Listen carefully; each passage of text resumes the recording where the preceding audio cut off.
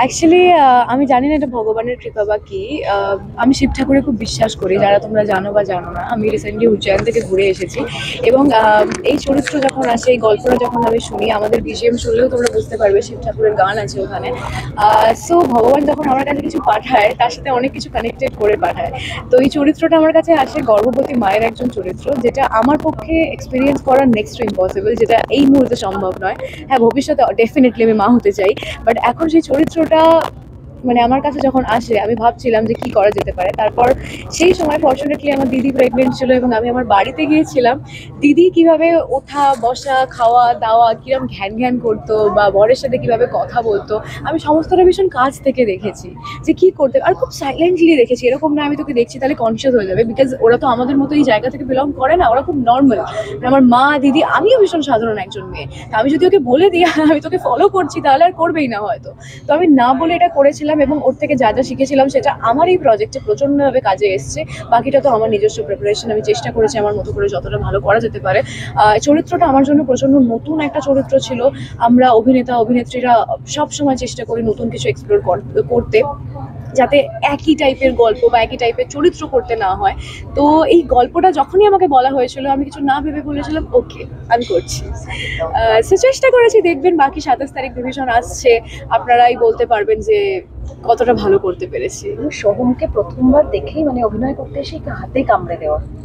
হ্যাঁ, মানে খুব আমার জন্য খুব ডিফিকাল্ট একটা সিচুয়েশন ছিল, বিকজ তুমি যাকে চেনো না তার সাথে তোমার সেই কমফর্ট জোন না থাকলে অতটা ফিজিক্যালি তুমি ইন্টিমেট হতে পারবে না। তোমার একটা ওই কাজ করে করবো না, কি ভাববে বা কীভাবে রিয়্যাক্ট করবে, প্রত্যেকটা মানুষ সমান হয় না।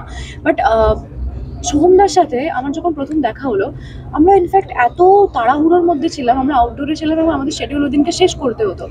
সবাই তাড়াহুড়ো করছে, মানে আমরা যে হাই হ্যালো করে আলাদা করে বন্ধুত্বটা করে কাজটা শুরু করবো সেই সময়টুকুও পাইনি। ডিরেক্টলি চলো বলো, লাইন বলো, এরকম একটা সিচুয়েশনের মধ্যে দিয়ে তৈরি হয়েছিল। আমার জাস্ট মাথার মধ্যে এটাই করছিল, যাই হয়ে যাক, আমার উল্টো দিকে যাই দাঁড়িয়ে থাক, যেই দাঁড়িয়ে থাক, আমাকে আমার ভালো কাজটা দিয়ে যেতে হবে। এবং সেটা করতে গিয়ে মানে আমি এত ন্যাচারাল হয়ে পড়েছিলাম, আমি সোহমদার হাতে কামড়ে দিয়েছিলাম এবং কামড়ে দেওয়ার পর সোহমদা খুব ন্যাচারালি রিয়াক্ট। তোমার হাতে যদি আচমকা মানে অ্যাক্টিং করতে গিয়ে কামড়ে দেয়, তোমার তো রিয়াকশন একটা বেরোবেই, তোমার তো লাগলো। সেটা দেখবেন আপনারা কোন এপিসোডে আমি করেছি এটা।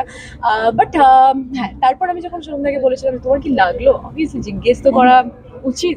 না না ঠিক আছে ঠিক আছে, এই যে আমাকে আমার কমফর্ট জোনটা দিতে শুরু করলো, না না ঠিক আছে ঠিক আছে, এটা খুব ইম্পর্টেন্ট বলে আমি মনে করি। কারণ এটা না একটা team work.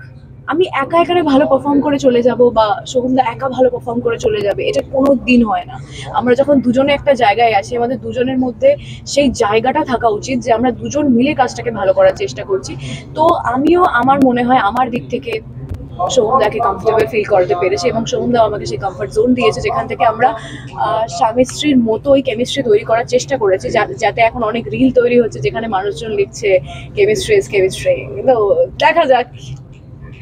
Show Bibhishan 27th June আসছে। ফার্স্ট অল থ্যাংক ইউ সকলকে যে এরকম করে এসছো। আজ জানি খুব বৃষ্টি পড়ছে, তাও you all have weathered the storm আর কি। তো thank you so much for being here. আমাদের শোটা 27th জুন রিলিজ করছে জি5 বাংলায়। আমার চরিত্রের ব্যাপারে বেশি কিছু বলবো না, কারণ আমি চাই যে একটা খোলসের মতন খুলুক অডিয়েন্স যখন আমাদের শোটা দেখবে বিভীষণ। আমি খুবই খুবই কৃতজ্ঞ out of the response that we have gotten just from the trailer. The number of views have genuinely made my heart happy.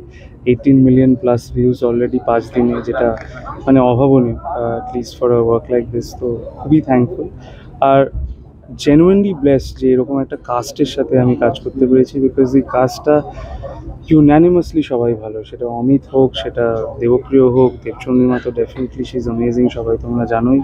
কিন্তু তাছাড়া দ্য মোস্ট ইম্পর্টেন্ট পার্সন আমার মনে হয় রাজা স্যার। রাজা স্যার এই গোটা টিমটাকে যেভাবে ধরে রেখেছিল, আর মানে এত কম দিনে আমরা শ্যুট করি, তোমরা সবাই জানো রিয়ালিটিটা, কিন্তু তাও কোনো কাভারেজ যে চুপি রাখিনি, মানে এক ফোঁটা কিচ্ছু ছাড়েনি। সেইটাতে I was genuinely very happy, because he did not compromise on a single shot. So I am thankful and blessed to have worked with him. এই পুলিশ কেমন, আমরা বিভিন্ন ধরনের পুলিশকে দেখছি সমাজে, দেখি portraying the character that I have tried to portray. পুলিশটা না মানে কি বলতো, কেউ কখনো তো পুরোপুরি ভালো বা পুরোপুরি খারাপ এরকম হয় না। আজকের দিনে আমরা চেষ্টা করি যাতে ওই হিরো মানেই যে কমপ্লিট হোয়াইট হবে বা ভিলেন মানেই কমপ্লিট ব্ল্যাক হবে, সেটা আমরা করতে চেষ্টা করি, যে যতটা পারি ওটা করবো না। তো যে মানে প্রচুর লেয়ার্স আছে ইন টার্মস অফ মানে his depth, his emotional capabilities, the psychological intense that he has.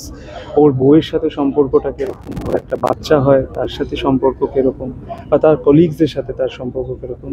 সবারই এক একটা স্তর আছে, সেই স্তরে এক একজনের সাথে এক একভাবে ও মিশে, এক একজনের সাথে এক একভাবে কাজ করে। কিন্তু মোস্ট ইম্পর্টেন্টলি বিধান Sen is a very dutiful police officer, যেটা আমার মনে হয় সবাই দেখতে পারে।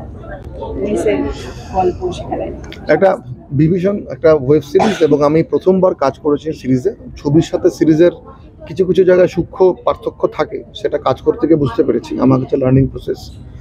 আর থ্রিলার সাসপেন্স এটা আমার ফেভারিট জনরা, সবচেয়ে বেশি নিজেও দেখি। ওই জন্য আমার এতদিনের থ্রিলার ওয়েব সিরিজ দেখার অভিজ্ঞতা আমার এই ছবিতে মানে এই সিরিজে কাজ করতে গিয়ে কাজে লেগেছে। আর বাড়তি পাওনা একটা গান আছে, যে গানটা অলরেডি মানুষ পছন্দ করে ফেলেছে।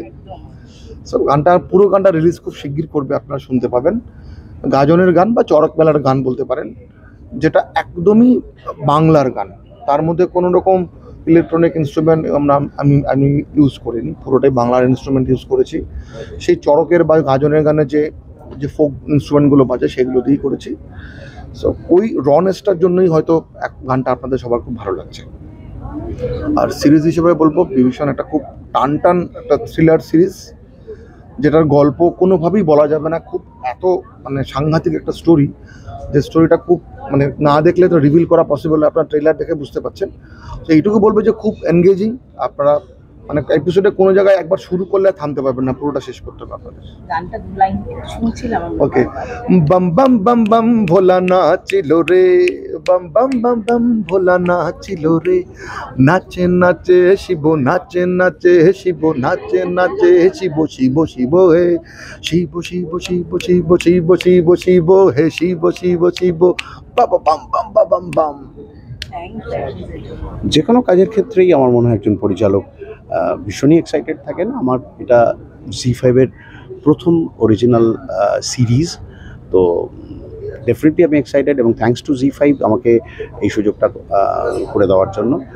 আর সবথেকে মজার ঘটনা হচ্ছে যে এই গল্পটা আমি বীরভূমের প্রেক্ষাপটে করতে পেরেছি, এবং বীরভূম যেহেতু আমার খুব পছন্দের জায়গা, আমি নিজে বীরভূমের বাসিন্দা এই মুহূর্তে, বীরভূমে আমি থাকি।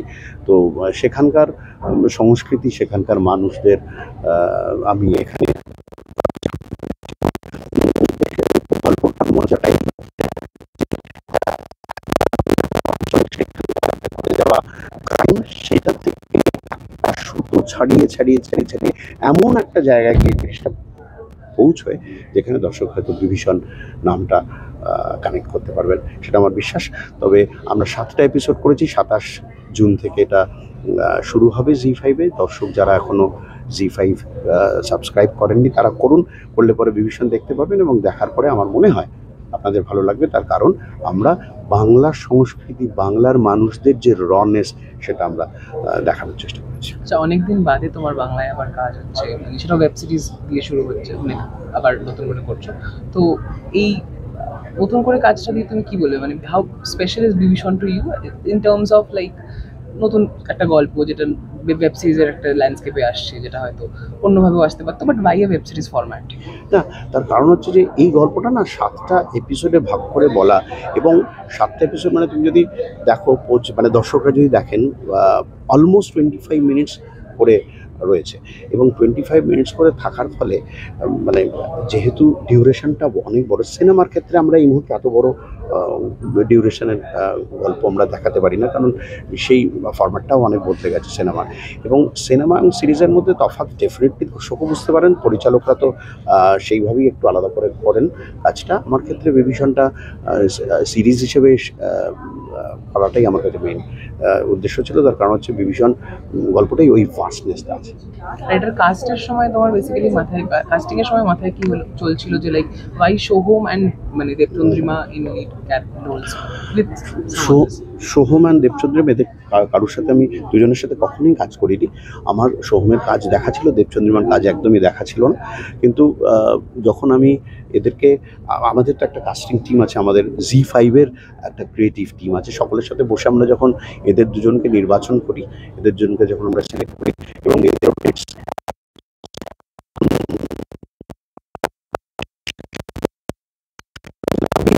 দুজনেরই একটা প্যাটার্ন অফ অ্যাক্টিংটার মধ্যে একটা ন্যাচারাল ব্যাপার আছে, ভীষণ স্বাভাবিক একটা এক্সপ্রেশন। তো আমার মনে হয়েছিল যে এদের নিয়ে আগামী দিনেও যদি কাজ করা যায়, যে সিরিজ হোক সিনেমা হোক, ডেফিনেটলি এদের মধ্যে একটা কম্পিটিবিলিটি আছে। Thank you.